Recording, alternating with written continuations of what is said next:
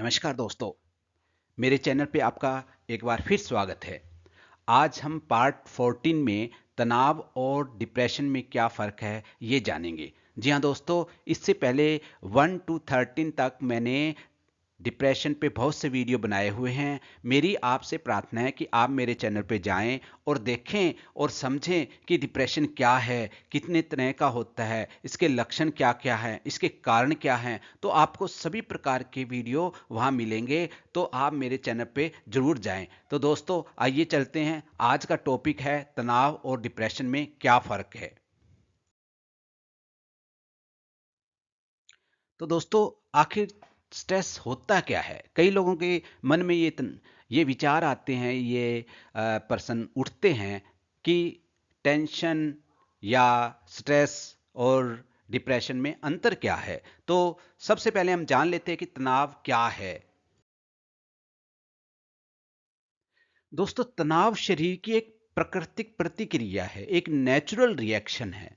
जब हमारे ऊपर काम का दबाव होता है, रिश्तों में परेशानी होती है, पैसे की चिंता होती है या कोई अचानक समस्या आ जाती है, तो हमारा शरीर अलर्ट मोड में आ जाता है। इसे ही स्ट्रेस कहते हैं दोस्तों।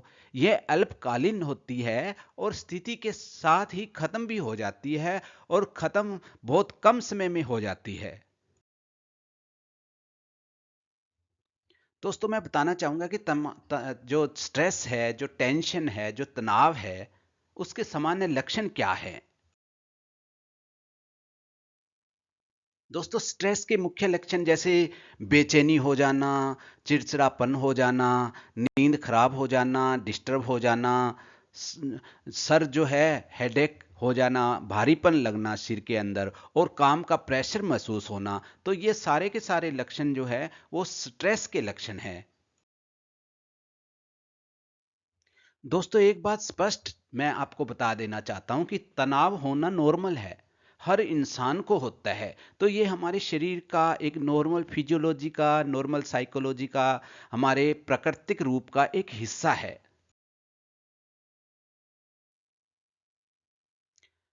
दोस्तों अब जान लेते हैं डिप्रेशन क्या होता है। दोस्तों इससे पहले मैं आपको बताना चाहूँगा कि डिप्रेशन कई प्रकार का होता है। डिप्रेशन के कई प्रकार के लक्षण होते हैं। डिप्रेशन कैसे ठीक होता है, डिप्रेशन में क्या-क्या थेरेपी होती है, इसका इलाज क्या है, इन सभी पे मैंने वीडियो बनाए हुए हैं। कृपया आप एक बार ज़रूर देखें। तो आइए हम जानते हैं संक्षिप्त में डिप्रेशन क्या होता है। दोस्तों डिप्रेशन सिर्फ तनाव नहीं है, बल्कि एक भावनात्मक बीमारी है, एक मेंटल डिसऑर्डर है। इसमें व्यक्ति लंबे समय तक, कम से कम 2 हफ्ते या उससे अधिक ज़्यादा समय तक उदासी में रहता है, निराशा में रहता है, खालीपन महसूस करता है, कंसंट्रेशन नहीं बनती है, लो एनर्जी महसूस होती है, उसको किसी चीज़ में इंटरेस्ट नहीं होता है। तो ये डिप्रेशन के कुछ मुख्य लक्षण हैं। डिप्रेशन में इंसान अपनी पहले वाली खुशी या रुचि खो देता है। तो जानते हैं डिप्रेशन के मुख्य मुख्य लक्षण क्या हैं?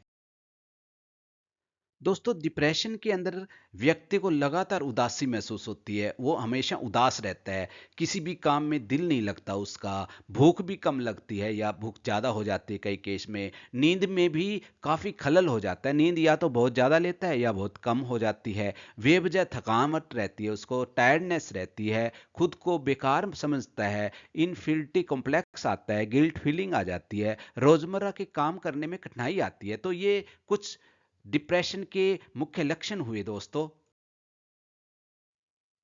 दोस्तों मैं कहना चाहूँगा कि डिप्रेशन बिना वजह भी हो सकता है और अक्सर स्ट्रेस खत्म होने के बाद भी नहीं जाता।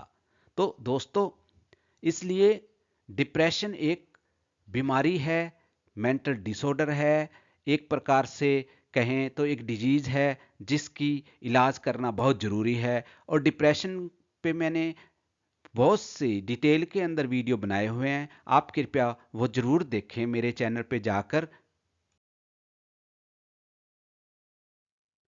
तो इस तरह से तनाव और डिप्रेशन में मुख्य फ़र्क क्या है वो जानते हैं।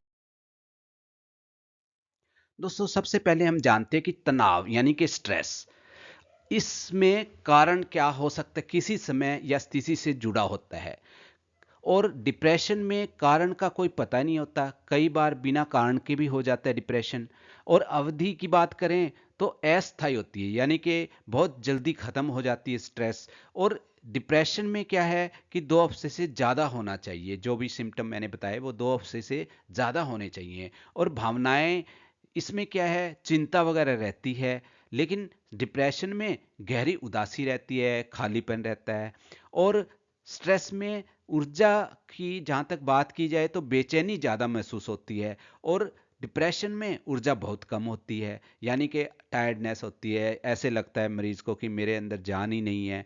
नियंत्रण यानी कि कंट्रोल कोशिश से कम हो सकता है स्ट्रेस, अगर कोई व्यक्ति ठीक ढंग से लाइफस्टाइल अपनाए, अपनी अडेप्टिव बिहेवियर को सही कर ले, तो उसको क्या है कि वो कम हो सकता है स्ट्रेस। लेकिन डिप्रेशन में क्योंकि ये एक डिसऑर्डर है तो अपने आप कंट्रोल नहीं कर सकता व्यक्ति।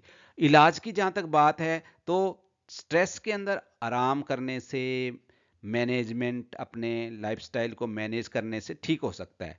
लेकिन डिप्रेशन दवाइयों से और काउंसलिंग तथा साइकोथेरेपी आदि से ठीक होता है। तो दोस्तों लगातार अगर स्ट्रेस रहे तो स्ट्रेस बढ़ते बढ़ते डिप्रेशन का रूप धारण कर लेती है।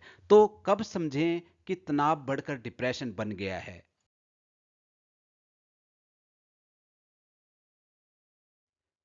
दोस्तों अगर 2 हफ्ते से ज्यादा ये, जैसे कि हर समय उदासी, किसी चीज में मजा न आना, यानी कि लॉस ऑफ इंटरेस्ट, नींद में भूख में बिगड़ाव आ जाना, कभी कम भूख लग रही है कभी ज़्यादा, नींद में भी डिस्टरबेंस हो रही है, बेवजह थकान हो रही है, रोज के काम में मुश्किल हो रही है, तो यह सिर्फ तनाव नहीं है दोस्तों, ये डिप्रेशन हो सकता है। और इसके लिए उपयुक्त जो डॉक्टर होता है वो होता है साइकेट्रिस्ट। तो मेरी सलाह है कि आप साइकेट्रिस्ट से ही मिलें और वही इस चीज़ का निदान कर पाएंगे।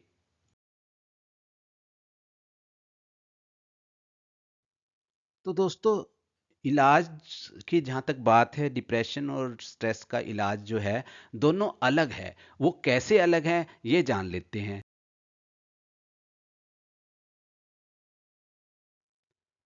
दोस्तों अगर स्ट्रेस की बात करें तो यानी कि हमारा जो टाइम मैनेजमेंट है, समय प्रबंधन, अगर वो सही ढंग से कर लिया जाए, समय पे उठें, समय पे सैर करें, समय पे खाना खाएं, समय पे सो जाएं, समय पे अपना काम पूरा कर लें, समय को इस ढंग से बांटें कि अपना ऑफिस का काम या किसी भी चीज़ का काम है वो सही ढंग से हो सके। तो दूसरा है इसमें रेस्ट, रिलैक्सेशन, आराम, वो पद्धतियां अपनाई जाए तो स्ट्रेस कम हो जाता है।